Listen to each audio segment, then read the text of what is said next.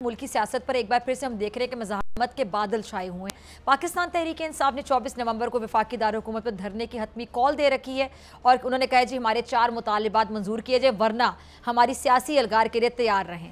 PTI इसे सियासी और जमहूरी तहरीक करार दे रही है, लेकिन हुकूमत का कहना यह है कि ये कैसी सियासी मुहिम है जिसमें पार्टी का सरकर्दा रहनुमा और वज़ीर आला KPK खुद जो है वो सर पर कफन बांधने की बातें कर रहा हो और कारकुनान से हलफ ले रहा हो, जिसके सामने अल जहाद के नारे लग रहे हैं।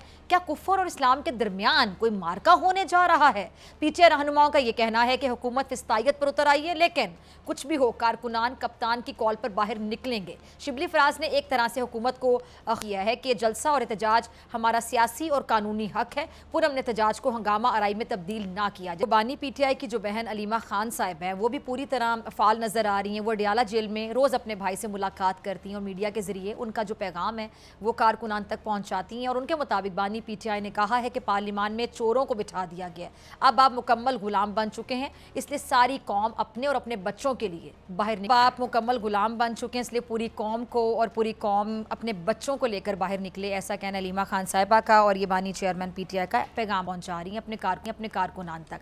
अच्छा, हुकूमत जो है वो बज़ाहिर इस एहतजाजी मार्च का नोटिस नहीं ले रही है और हुकूमती वज़रा का मौक़िफ़ ये है, कहना यह है कि परेशानी की कोई बात नहीं है।